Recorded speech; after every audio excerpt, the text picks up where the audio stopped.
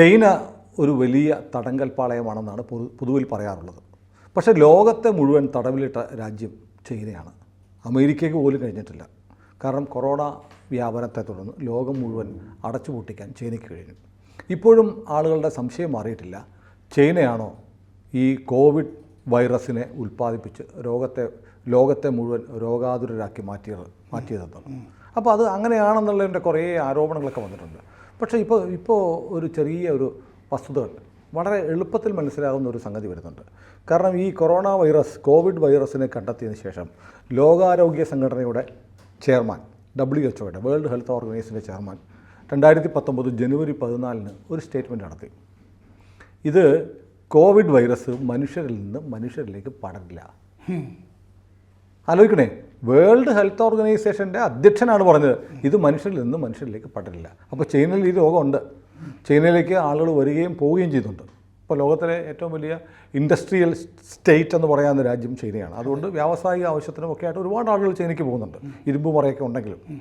അപ്പോൾ അതുകൊണ്ട് തന്നെ ആളുകൾ നിർബാധം ചൈനയിലേക്ക് ജനുവരി 14 ശേഷം പോയിക്കൊണ്ടിരുന്നു. അത് കഴിഞ്ഞ് പിന്നെ വരുന്നത് ഈ 14 തൊട്ട് 26 വരെയുള്ള സമയത്ത് ചൈനയിലുള്ള കോവിഡ് ഒരുപാട് പേർക്ക് സ്പ്രെഡ് ചെയ്തിട്ടുണ്ട്. 14 ദിവസം നിർബാധം കോവിഡ് പൊട്ടിപ്പുറപ്പെട്ടതിന് ശേഷമാണ് WHO ചെയർമാൻ ഇത് പറഞ്ഞത്. അപ്പോൾ പകരില്ല എന്നുള്ള വിശ്വാസത്തിൽ ഒരുപാട് ആളുകൾ ഇറ്റലിയിൽ നിന്നുമൊക്കെ, ഇറ്റലിയിൽ ജീവിക്കുന്ന ഒരുപാട് ചൈനക്കാരുണ്ട്. ഇവരെല്ലാം ഇറ്റലിയിൽ നിന്ന് ചൈനയിലേക്ക് മടങ്ങി. കാരണം ജനുവരി 24 എന്ന് പറയുന്നത് ചൈനീസ് ന്യൂ ഇയർ ആണ്. അപ്പോൾ ന്യൂ ഇയർ ആഘോഷിക്കാൻ വേണ്ടി ഇറ്റലിയിൽ താമസിക്കുന്ന ചൈനക്കാരെല്ലാം ലോകാരോഗ്യ സംഘടനയുടെ പ്രസിഡന്റ് തന്നെ പറഞ്ഞ ഉറപ്പനുസരിച്ച് ഇത് മനുഷ്യരിലേക്ക് പടരില്ല എന്നുള്ള വിശ്വാസത്തിൽ ഇറ്റലിയിൽ നിന്ന് പറന്ന് ചൈനയിലേക്ക് പോയി. അതിനുശേഷം അവർ തിരിച്ച് ജനുവരി 24 പുതുവർഷം, ചൈനീസ് പുതുവർഷം ആഘോഷിച്ചിട്ട് തിരിച്ച് ഇറ്റലിയിലേക്ക് പോയി.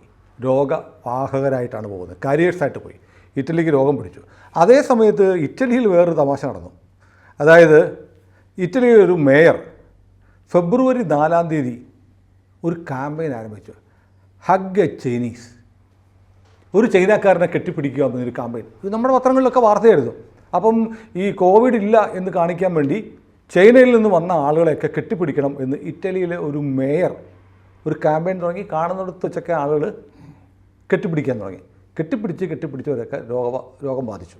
അങ്ങനെ ഫെബ്രുവരി 18 അപ്പോൾ ജനുവരി 14 WHO മേധാവിയുടെ പ്രഖ്യാപനം, ഇത് പകരില്ല എന്ന് പറയുന്നു. ഉടനെ ഇറ്റലിയിൽ നിന്ന് ആളുകൾ ചൈനയ്ക്ക് പോകുന്നു, അവിടെ ന്യൂ ഇയർ ആഘോഷിക്കുന്നു, തിരിച്ചു വരുന്നു. തിരിച്ച് ഫെബ്രുവരി 4 ഇറ്റലിയിൽ ഹഗ് എ ചൈനീസ് ക്യാമ്പയിൻ ആരംഭിക്കുന്നു. അതോടെ ഇറ്റലിയിൽ മുഴുവൻ കോവിഡ് വൈറസ് പരന്നു. ഫെബ്രുവരി 18 ലോകത്ത് കോവിഡിൻ്റെ ബോംബ് പൊട്ടിത്തെറിച്ചു. ഇത് ചിലപ്പോൾ ഒരു നിഗൂഢമായ കോൺസ്പിറസി തിയറി പോലെയൊക്കെ തോന്നാം. പക്ഷേ ഈ ഡേറ്റുകളൊക്കെ നോക്കുമ്പോൾ ശരിയാണ്. ഇങ്ങനെ ചൈന ഈ ലോകത്തെ മുഴുവൻ തടവിലാക്കി, രോഗത്തിൻ്റെ തടവിലാക്കി നേട്ടങ്ങൾ ഉണ്ടാക്കി എന്നൊക്കെ പറയുന്നത് സാറിൻ്റെ ശ്രദ്ധയിൽപ്പെട്ടിട്ടുണ്ടോ? ചൈനയെ ആ കാര്യത്തിൽ നമുക്കിപ്പോഴും സംശയത്തിൻ്റെ നിഴലിൽ തന്നെ കാണാൻ പറ്റുള്ളൂ. എന്താണെന്ന് വെച്ച് കഴിഞ്ഞാൽ ഇപ്പോൾ സുനിൽ പറഞ്ഞ സ്ഥലങ്ങളിൽ ഇറ്റലി ധാരാളം മരണങ്ങളുണ്ടായ ഒരു സ്ഥലമാണ്. കുഴിമാടത്തിൽ ഒരുമിച്ച് ആളുകൾ അടക്കുക. കാരണം ഇപ്പോഴും അന്ന് മാസ് ഗ്രേവുകളിൽ ധാരാളം പേരെ അടക്കേണ്ടി വന്നു. പിന്നെ ഈ പള്ളികളിൽ ധാരാളം ഈ കോഫിനുകൾ, ശവപ്പെട്ടികൾ ഇങ്ങനെ നിരന്ന് നിൽക്കുന്ന വിഷ്വൽസ്, ധാരാളം ചിത്രങ്ങൾ, AFPയുടെ ഒക്കെ ചിത്രങ്ങൾ ധാരാളം ഇപ്പോഴും ഓർമ്മയിൽ നിൽക്കുന്നുണ്ട്. ഏറ്റവും കൂടുതൽ ഇങ്ങനെ മരണസംഖ്യ കൂടിക്കൊണ്ടിരുന്ന ഒരു രാജ്യമാണ് ചൈനയിൽ തുടങ്ങി ഇറ്റലി വഴിയാണ് ലോകം മുഴുവൻ പടർന്നത്. പിന്നെ ഒരു സ്ഥലം സ്പെയിനാണ്. ഇതുപോലെ തന്നെ മരണങ്ങൾ ഏറ്റവും വ്യാപിച്ച് ആദ്യ ഘട്ടത്തിലെ സ്ഥലങ്ങളാണ് അതൊക്കെ. പിന്നെ നമ്മൾ നോക്കുകയാണെങ്കിൽ അവിടെ ഈ പന്നി സംസ്കരണ ഫാക്ടറികളൊക്കെ ഉണ്ടല്ലോ അമേരിക്കയിൽ, അവിടെയൊക്കെ ഒരുപാട് ആളുകളെ ഇത് ബാധിക്കാനൊക്കെ തുടങ്ങി. കാരണം അമേരിക്കയിൽ നിന്ന് ഈ പോർക്ക് കയറ്റുമതിയിൽ 3ാമത്തെ ഏറ്റവും വലിയ കയറ്റുമതി നടത്തുന്നത് ചൈനയിലേക്കാണ്. അപ്പോൾ പലതരത്തിൽ പിന്നെ ചൈനയിലെ തന്നെ ചൈന സീറോ കോവിഡ് പോളിസിയാണ് എടുത്തത്. ലോകത്തിൻ്റെ മുമ്പിൽ വീരസ്യം ചമയാനായിട്ട് ഞങ്ങൾ കോവിഡിന് പ്രതിരോധമൊന്നും നടത്തില്ല എന്ന് പറഞ്ഞിട്ട് സീറോ കോവിഡ് പോളിസിയിൽ തുടർന്നു. അവർ ഏറ്റവും അവസാനമാണ് ശരിക്കും അവരെ ബാധിച്ചതും.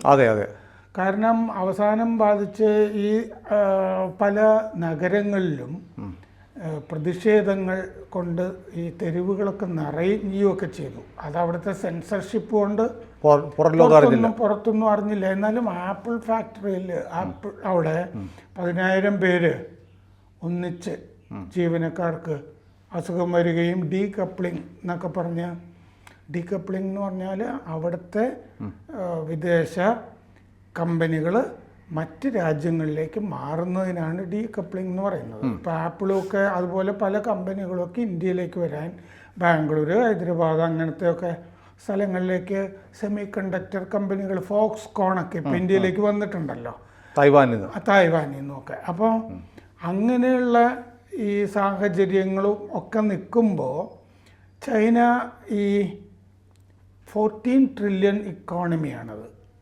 അതായത് ഒരുപക്ഷെ അമേരിക്കയെ കടന്ന് കയറി കഴിഞ്ഞൊരു സാമ്പത്തിക രംഗമാണ് ചൈനയുടേത്. പിന്നെ അവർ ഈ എക്കണോമിക് സോണുകൾ ധാരാളം അവിടെ വികസിപ്പിച്ച് പല നഗരങ്ങളും സ്വയം പര്യാപ്തമൊക്കെ ആക്കിയിട്ടുണ്ട് അവർ.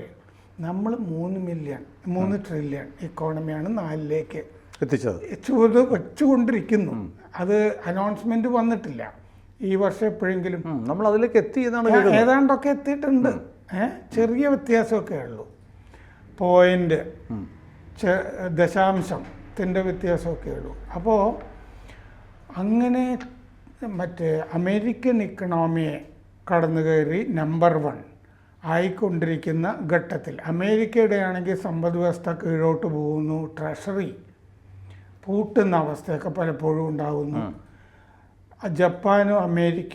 ജപ്പാനും ചൈനയും ട്രഷറി ബോണ്ടുകളിൽ നിന്ന് പിൻവലിച്ചിട്ട് ഇന്ത്യയെ പോലെ തന്നെ സ്വർണം വാങ്ങുന്നു.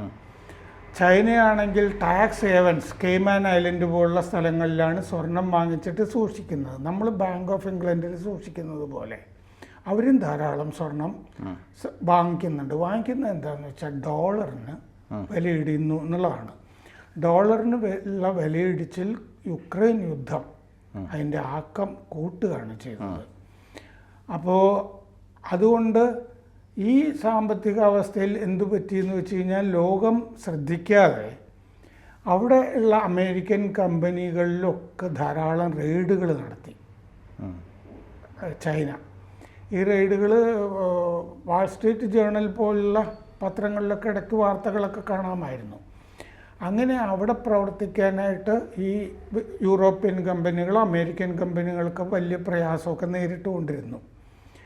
മാത്രമല്ല ഈ സാമ്പത്തികമായി കോവിഡ് കാരണമൊക്കെ പിന്നാക്കം പോകുന്നുണ്ട് ധാരാളം കമ്പനികൾ. ഈ കമ്പനികൾ, അമേരിക്കൻ കമ്പനികൾ വാങ്ങിച്ചു കൂട്ടുകയാണ് ചൈന. അപ്പോൾ കോവിഡ് വന്നു, ലോകത്ത് വലിയ പ്രതിസന്ധിയായി.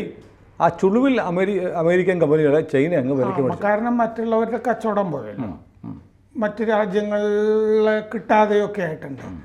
ഇങ്ങനെ ചൈന വാങ്ങിച്ചിട്ടുള്ള കുറേ കമ്പനികൾ, ഒരു 10 കമ്പനികളെ പറ്റി ഞാൻ 2 വരി അധികം പറയാതെ നമുക്കൊക്കെ അറിയാവുന്ന ഒരു കമ്പനിയാണ് ജനറൽ ഇലക്ട്രിക്. അറിയാം. തേപ്പൂട്ടിയിലും ഒക്കെ ജനറൽ ചൈന വാങ്ങിയോ? വാഷിംഗ് മെഷീൻ ഒക്കെ കണ്ടിട്ടില്ലേ? Refrigerator, air conditioner, general electric. അതിപ്പോ ചൈനീസ് കമ്പനിയാണ്. ചൈനയുടെ ഹെയറിന്റെ കയ്യിലാണ് ഇപ്പോൾ ജനറൽ. ഹെയർ തന്നെ ചൈനീസ് കമ്പനിയാണോ? നമ്മുടെ ടി വിയിൽ AC-യുടെ ഒക്കെ പരസ്യം വരുന്നത് എനിക്കറിയില്ലായിരുന്നു കേട്ടോ. അപ്പോൾ പലർക്കും ഇത് പുതിയ വിവരങ്ങളായിരിക്കും. അത് $5.4 ബില്യൺ മേടിച്ചത്.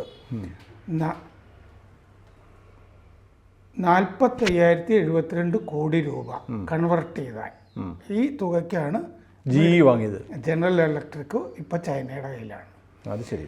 AMC തിയേറ്റേഴ്സ്, അതായത് നമ്മളിവിടെ PVR എന്നൊക്കെ പറഞ്ഞ് കോംപ്ലക്സ് എന്ന് പറയില്ലേ, അതുപോലെ അതാണ് AMC തിയേറ്റർ. അത് ലോകത്തിലെ തന്നെ ഏറ്റവും വലിയ തിയേറ്റർ ശൃംഖലകളിലൊന്നാണ്. അത് 2,17,000 കോടി, 2.6 ബില്യൺ. അപ്പോൾ ഒരുപാട് ആയിരക്കണക്കിന് സ്ക്രീനുകൾ ഉണ്ടാവും. അതെ. അത് മേടിച്ചത് ഡാലിയൻ വാൻഡ, ചൈനയിലെ ഡാലിയൻ വാൻഡ ഗ്രൂപ്പാണ് മേടിച്ചിരിക്കുന്നത്. അതുപോലെ 8200 സ്ക്രീൻ ഉണ്ട്. 8200 സ്ക്രീൻ 661 സിനിമ ഹോൾസിൽ. ഇപ്പോൾ PVR ഇവിടെ 9 സ്ക്രീൻ ഉണ്ടല്ലോ. അതുപോലെ വാങ് ജിയാൻഹിൻ എന്ന് പറഞ്ഞ ആളാണ് അതിൻ്റെ ഉടമസ്ഥൻ. അപ്പോൾ അതുപോലെ തന്നെ ഇവരുടെ തന്നെ ഇതുപോലെ തന്നെ ഒരു തിയേറ്റർ ശൃംഖല ജോർജിയയിലുള്ളത്, കോർമൈക്ക്, US-ലെ ജോർജിയ അല്ല, ആ കോർമൈക്ക് സിനിമാസ് 1.2 ബില്യണ് വാങ്ങിച്ചു. പാരമൗണ്ട് ഇല്ലേ, പാരമൗണ്ട് ചോദിച്ചു, പാരമൗണ്ട് കൊടുത്തിട്ടില്ല. വാങ്ങിക്കാൻ തയ്യാറാണ്. ഇംഗ്ലീഷ് സിനിമകളൊക്കെ കാണുമ്പോൾ പാരമൗണ്ട് എന്നാണ് നമ്മൾ കാണുന്നത്. അതെ. പിന്നെ 3 സ്മിത്ത് ഫീൽഡ് ഫുഡ്സ്, വലിയ ഭക്ഷ്യശൃംഖല, പോർക്കിൻ്റെ. അത് ചൈന വാങ്ങിച്ചു. അത് ചൈന മേടിച്ചു. ഷുവാങ്ഹുയി ഇൻ്റർനാഷണൽ എന്ന് പറഞ്ഞ കമ്പനിയാണ് മേടിച്ചത് 4.7 ബില്യൺ. അത്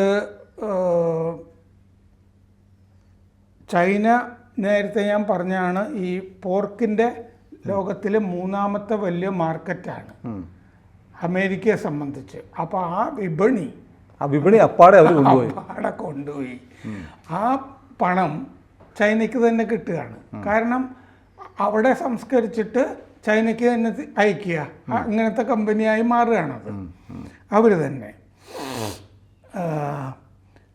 1.1 ബില്യൺ പോർക്ക് 2017 കണക്കാണ്. 1.1 ബില്യൺ രൂപയുടെ ഡോളർ പോർക്കാണ് കയറ്റി അയച്ചത് 2017. അപ്പോൾ അത്രയും വിപണി മൂല്യമുണ്ട് അതിന്, പന്നിക്ക്. 4 ലെജൻഡറി പിക്ചേഴ്സ്, നമ്മൾ പാരമൗണ്ട് ലെജൻഡറി സിനിമകൾ കണ്ടിരിക്കുന്നു. അതെ, അത് പ്രേക്ഷകർക്കും മനസ്സിലാവാൻ എളുപ്പമാണ്. ജുറാസിക് വേൾഡ്, ഗോഡ്സില്ല, പോക്കിമോൻ, ആ സിനിമകളൊക്കെ ഇറക്കിയ അത് ഇയാൾ തന്നെയാണ് മേടിച്ചത്. Dalian Wanda 3.5 billion dollar. Waldorf Estonia, അത് ന്യൂയോർക്ക് മൻഹാട്ടനിലെ ഹോട്ടലാണ് വാൾഡോർഫ്. വലിയ ഹോട്ടൽ, 5 നക്ഷത്രം എന്നൊക്കെ പറയുന്നത്. 7 നക്ഷത്രമൊക്കെ അത് ആയിരിക്കും. ചൈനയുടെ ആൻഡ ബാങ്ക് ഇൻഷുറൻസ് കമ്പനിയാണ് അത് മേടിച്ചിരിക്കുന്നത്. അത് 1.95 billion. Strategic hotels and resorts, അത് ശൃംഖലയാണ്, ഹോട്ടൽ റിസോർട്ട് ശൃംഖല. അത് ഈ ഇൻഷുറൻസ് ശൃംഖല ആന ബാങ്ക് ആണ് മേടിച്ചിരിക്കുന്നത് 6.5 ബില്യൺ. പിന്നെ ഹോട്ടലുകൾ എസ്സെക്സ്, റിറ്റ്സ്, 4 സീസൺസ്, ഇതൊക്കെ ചൈന മേടിച്ചു. 4 സീസൺസ് അറിയാം, ഇതൊക്കെ മേടിച്ചിട്ടുണ്ട്. പിന്നെ റയറ്റ് ഗെയിംസ് ഉണ്ടാക്കുന്ന കമ്പനി, റയറ്റ് ഗെയിംസ്, അത് ലോസ് ആഞ്ചലസ് ബേസ്ഡ് ആണ്. ടെൻസെന്റ് എന്ന് പറഞ്ഞ കമ്പനി വലിയ കമ്പനിയാണ്, ഈ ആലിബാബ പോലെ. നമ്മുടെ നാട്ടിൽ അവർ ഇൻവെസ്റ്റ് ചെയ്തിരുന്നു ടെൻസെൻസ്. അത് നമ്മൾ ഗാൽവാൻ സംഘർഷം വന്നു കഴിഞ്ഞപ്പോൾ അതിന് പൂട്ടിച്ചു. ടെൻസെൻസ് ഇവിടെയുള്ള ഇതിൽ പുതിയ കമ്പനികളിലുമൊക്കെ ഇൻവെസ്റ്റ് ചെയ്തിട്ടുണ്ടായിരുന്നു. അതൊക്കെ നമ്മൾ പൂട്ടിച്ചു ആ സമയത്ത്. 400 മില്യൺ ഡോളറിനാണ് മേടിച്ചത്. പിന്നെ ഷെരാട്ടൺ, ലോസ് ആഞ്ചലസിലെ ഷെരാട്ടൺ മേടിച്ചു. അത് real estate company, Shenzhen new world എന്ന് പറഞ്ഞ റിയൽ എസ്റ്റേറ്റ് കമ്പനിയാണ് മേടിച്ചത് 60 മില്യൺ ഡോളർ. ഇൻഗ്രാം മൈക്രോ, അത് IT ഡിസ്ട്രിബ്യൂട്ടറാണ്, IT പ്രോഡക്ട്സ് ഇല്ലേ അതിൻ്റെ ഡിസ്ട്രിബ്യൂട്ടർ. അത് ചൈനയിലെ HNA ഗ്രൂപ്പ് 6 ബില്യൺ ഡോളറിന് മേടിച്ചു. മോട്ടറോള മൊബൈൽ കമ്പനി, US-ൻ്റെ മോട്ടറോള മൊബൈൽ കമ്പനി മേടിച്ചു. ചൈനയോ? ഈ മോട്ടറോളയാണ് ലോകത്താദ്യമായി മൊബൈൽ ഫോൺ ഉണ്ടാക്കിയത്. അതെ. ഇപ്പോഴും ഈ ട്രാൻസ്മിഷൻ്റെ ടവറുകളും മെക്കാനിസവും ഒക്കെ പലയിടത്തും, ഇന്ത്യയിൽ പോലും മോട്ടറോളയുടെയാണ്. 1995 ഞാൻ ചൈനയിൽ പോകുമ്പോൾ മോട്ടറോള കമ്പനി പോയി, അവിടെ ഫാക്ടറിയിൽ. എന്നിട്ട് ഒരു ഇന്ത്യക്കാരൻ ബാംഗ്ലൂരിൽ നിന്നുള്ള ഒരാളെ ഞാൻ ഇപ്പോഴും ഓർക്കുന്നുണ്ട്, സാം വെങ്കടേഷ്. അവര് സ്വാമിനാഥൻ എന്നോ മറ്റോ ആയിരിക്കും, പക്ഷെ പേരിങ്ങനെ ചുരുക്കമല്ലോ, സാം പിട്രോഡ എന്നൊക്കെ പറയുന്ന പോലെ സാം വെങ്കടേഷ് എന്ന് പറഞ്ഞ ഒരാൾ. അതിന്റെ ഇതൊക്കെ അന്ന് ഈ മൊബൈലൊക്കെ വന്നിട്ടേ ഉള്ളൂ, കുറച്ച് വലുതൊക്കെയാണ് ആയിരുന്നു. പിന്നെ ടെറക്സ് കോർപ്പറേഷൻ, മോട്ടോറോള മേടിച്ചിരിക്കുന്നത് ചൈനീസ് കമ്പനി ലെനോവോ ആണ് മേടിച്ചിരിക്കുന്നത്. ലെനോവോ ചൈനീസ് ആണെന്ന് നമുക്കറിയാം. അതെ, മേടിച്ചിരിക്കും. പക്ഷെ മോട്ടോറോള വിറ്റുപോയി എന്നുള്ളത് ഫസ്റ്റ് ഒരു പക്ഷേ നമ്മുടെ പ്രേക്ഷകരും ആദ്യം കേൾക്കുമായിരിക്കും. അതെ. ടെറക്സ് കോർപ്പറേഷൻ, ടെലിഡൈൻ, ടിക്ടോക്ക്, പിന്നെ മോർഗൻ സ്റ്റാൻലിയിൽ, പിന്നെ ഇൻവെസ്റ്റ്മെൻ്റ് ഉള്ള കമ്പനികൾ. മോർഗൻ സ്റ്റാൻലി വലിയ ബാങ്കിങ് കമ്പനിയാണല്ലോ, അമേരിക്കൻ. വിസ നമ്മുടെ കാർഡ് വിസ ചൈനയുടെ വിസ കമ്പനിയിൽ ഇൻവെസ്റ്റ് ചെയ്തിരിക്കുന്നു, കൺട്രോളിങ് ഷെയർസ് ഉണ്ട്. Black stone, Ford car company China invest ചെയ്തിട്ടുണ്ട്. റെഡിറ്റ് മീഡിയ കമ്പനി ചെയ്തിട്ടുണ്ട്. ഇങ്ങനെ ഈ ആഗോളമായിട്ടുള്ള ചൈനയുടെ ഇൻവെസ്റ്റ്മെൻറ്റ് $4 ട്രില്യൺ ആണെന്നാണ് കണക്ക്. എന്ന് പറഞ്ഞാൽ ഇന്ത്യയുടെ മൊത്തം സമ്പദ് വ്യവസ്ഥ 4 ട്രില്യൺ നമ്മൾ നേരത്തെ പറഞ്ഞത്. ഇത്രയും ഇൻവെസ്റ്റ് ചെയ്തിട്ടുണ്ട് എവിടെ? കോവിഡ് കാലത്ത്. അതിന് തൊട്ട് മുമ്പും 2016 ഈ പണി തുടങ്ങി. എന്നിട്ട് കോവിഡും കൂടി കൊടുത്താൽ മതി. കോവിഡ് വന്നപ്പോൾ ലോകത്തെ എല്ലാ കമ്പനികളും ക്ഷീണിച്ചു, പ്രതിസന്ധിയായി, അപ്പോൾ ഇങ്ങ് വാങ്ങിച്ചു. അപ്പോൾ ഈ നമ്മുടെ സംശയം നമ്മൾ തുടക്കത്തിൽ പറഞ്ഞ പോലെ ചൈനയാണ് കോവിഡ് വൈറസിനെ തുറന്നു വിട്ടതെന്ന് പറഞ്ഞാൽ അന്ന് നമ്മൾ ശ്രദ്ധിച്ചിട്ടുള്ളതാണ്. അമേരിക്ക സ്പോൺസേഡായിട്ട് UN അന്ന് ഒരു കമ്മിറ്റിയെ വെച്ചിട്ട്, ഒരു രാജ്യാന്തര കമ്മിറ്റി, ഇന്ത്യയും അംഗമായിരുന്നു. ഇത് വുഹാനിലൊക്കെ പോയി പരിശോധിക്കുമെന്ന് ഒക്കെ പറഞ്ഞിരുന്നു അന്ന്. അങ്ങനെ ഒരു അന്വേഷണം നടന്ന. അല്ല, ഇപ്പോൾ നോക്കൂ, നമ്മൾ ആദ്യം ഞാൻ പറഞ്ഞത് വുഹാൻ്റെ ചെയർമാനാണ് ഇതൊരിക്കലും മനുഷ്യരിലേക്ക് പടരില്ല എന്ന് ജനുവരി 14 അല്ല, അത് ഇപ്പോഴും റെയറസ്റ്റ് ആയിട്ടേ പടരുന്നുള്ളൂ. പക്ഷേ 2019 ജനുവരി 14 WHO ലോകാരോഗ്യ സംഘടനയുടെ ചെയർമാൻ ഇത് പറഞ്ഞു കഴിയുമ്പോൾ പറഞ്ഞതിനെ തുടർന്ന് പിന്നെയുള്ളൊരു 12 ദിവസം പല രാജ്യങ്ങളിൽ നിന്നും ചൈനീസ് ന്യൂ ഇയർ ആഘോഷിക്കാൻ വേണ്ടി ലോകത്ത് പലയിടത്തും താമസിക്കുന്ന ചൈനക്കാരെല്ലാം ചൈനയിലേക്ക് തിരിച്ചു പോകുന്നു. എന്നിട്ട് അവർ തിരിച്ചവരുടെ നാട്ടിലേക്ക് പോകുന്നു, വാഹകരായിട്ട്, കാരിയേഴ്സായിട്ട് പോകുന്നു. ലോകത്തിൻ്റെ പല ഭാഗങ്ങളിലും കൊടുത്തത് ഈ ചൈനക്കാരാണ്. അതെ. അപ്പോൾ ഇതൊക്കെ നോക്കും. പിന്നെ നമുക്ക് അവിടെ ചൈനീസ് മെഡിക്കൽ കോളേജുകളിൽ പഠിച്ചിരുന്ന കുട്ടികളിലെ മലയാളി കുട്ടികൾ, അവർക്കല്ലേ ആദ്യം വന്നത്? അതെ, അവർ ജനുവരിയിൽ ഇവിടെ വന്നു. അത് മാത്രമല്ല, അതിനുശേഷമാണ് ഈ ഫെബ്രുവരി 4 ഒരു ഇറ്റലിയിലെ മേയർ ഹഗ് ചൈനീസ് എന്നുള്ള ക്യാമ്പയിൻ തുടങ്ങുന്നത്. അതോടുകൂടി 14 ദിവസം ക്യാമ്പയിൻ തുറന്നു. 18ാം ദിവസം ലോകം മുഴുവൻ കോവിഡിലായി. ഇങ്ങനത്തെ ക്യാമ്പയിനൊക്കെ നമ്മൾ സംശയിക്കേണ്ടതാണ്. കാരണം എന്താണെന്ന് വെച്ചാൽ ഇപ്പം ഈ BRI എന്നൊക്കെ പറയുന്നതൊക്കെ എല്ലായിടത്തും ഉണ്ടല്ലോ. നേപ്പാളിൽ വരെ ഉണ്ട്, നമ്മുടെ അയലത്തുള്ള ശ്രീലങ്കയൊക്കെ ഡെഡ് ട്രാപ്പിലാണല്ലോ, കടക്കണിയിലാണല്ലോ. ഹമ്പൻ തോട്ട തുറമുഖം 99 കൊല്ലത്തെ പാട്ടത്തിന് കൊടുക്കേണ്ടി വന്നു. അത് മറ്റേ കടം കൊടുത്ത് തിരിച്ചടക്കാതെയാണ് അങ്ങനെ ചെയ്യേണ്ടി വന്നത്. ഈ പറഞ്ഞ മേയറും ഒക്കെ അങ്ങനെ ഒരു അജണ്ടയിൽ ആയിരിക്കാം. അപ്പം ലോകാരോഗ്യ സംഘടനയുടെ അധ്യക്ഷനും മേയറും വരെയുള്ള ആളുകളൊക്കെ ഉൾപ്പെടുന്ന ഒരു നെക്സസിൻ്റെ ഒരു ഗൂഢാലോചന, ഒരു ഇല്യൂമിനാറ്റി തിയറി പോലെ ഇതിനകത്ത് കണ്ടാൽ ലാഭം എന്തായാലും ചൈനയ്ക്കാണ്. ലോകത്തെ പ്രധാനപ്പെട്ട കമ്പനികളെയെല്ലാം ചൈന സ്വന്തമാക്കിയെടുത്തു. ഇതെങ്ങനെയാണെന്ന് വെച്ചാൽ, മുമ്പ് ഈ ബ്രിട്ടൻ ഇവിടെ വന്നിട്ട് ഈ നാട്ടുരാജ്യങ്ങൾ അങ്ങനെ തന്നെ നിന്നോട്ടെ എന്ന് വെക്കുമല്ലോ. കാരണം അവർ കയറി ഭരിച്ചു കഴിഞ്ഞാൽ ഇവിടെ നമ്മുടെ സംസ്കാരവും ക്ഷേത്രങ്ങളും അങ്ങനെയൊക്കെ ഉണ്ട്. അപ്പോൾ രാജാവ്, ഇപ്പോൾ തിരുവിതാംകൂർ രാജാവ് എന്ന് പറഞ്ഞാലും അടിമയല്ലേ, കൊച്ചി രാജാവ് എന്ന് പറഞ്ഞാലും അവരുടെ അടിമയല്ലേ. തിരുവിതാംകൂറിലൊക്കെ വർഷം ഇത്ര പൈസ എന്ന് പറഞ്ഞ് ബജറ്റ് പാസ്സാക്കിയിട്ട് ഇത് മുഴുവൻ അവർ കൊണ്ടുപോയിട്ട് കുറച്ച് പൈസ അങ്ങോട്ട് കഴിയാൻ കൊടുക്കുന്നു എന്നുള്ള തരത്തിലുള്ള അടിമയായിരുന്നു രാജാവ്. ഇത് ഞങ്ങളുടെ മകൻ്റെ പൂണൂൽ അടിയന്തരമാണ്, ഞങ്ങൾക്ക് ഇത്ര പൈസ വേണമെന്നൊക്കെ എഴുതിയ കത്തുകളൊക്കെ കാണാം നമുക്ക്. അങ്ങനെ അടിമകളാക്കുന്ന പരിപാടി ഉണ്ടല്ലോ. ആധുനിക ലോകത്ത് ഇങ്ങനെ വേണം. ഏതായാലും കോളനൈസേഷൻ വേറൊരു തരത്തിൽ വരികയാണ്. പുതിയ ഒരു പ്രത്യയശാസ്ത്രം ചൈനയിൽ ഉരുത്തിരിഞ്ഞു വരികയാണ്.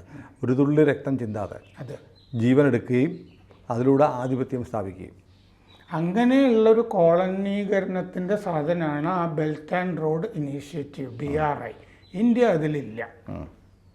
ഏതായാലും ചൈനയുടെ കാര്യത്തിൽ പലതും ഇരുമ്പ് മറയ്ക്കുള്ളിൽ തന്നെയാണ് ഇത്രയൊക്കെ ഉണ്ടെങ്കിൽ തന്നെയും ചിലതൊക്കെയാണ് പുറത്ത് വരുന്നത്. അതിലൊരു പുതിയ ഒരു സിദ്ധാന്തമാണ്, ഒരു തിയറിയാണ് നമ്മളിപ്പോൾ പറഞ്ഞത്. ഇതിന് തെളിവുണ്ട്, ഇതിൽ കഴമ്പുണ്ട് എന്ന് പറയുന്ന ഡീറ്റെയിൽസാണ് രാമേന്ദ്രൻ സാറും പറഞ്ഞത്. ആളുകൾ, പ്രേക്ഷകർ ചിന്തിക്കട്ടെ. കൂടുതൽ വാർത്തകളും വിശേഷങ്ങളും നിങ്ങളിലേക്ക് എത്താൻ ABC മലയാളം സബ്സ്ക്രൈബ് ചെയ്യുക, ബെൽ ബട്ടണും അമർത്തുക.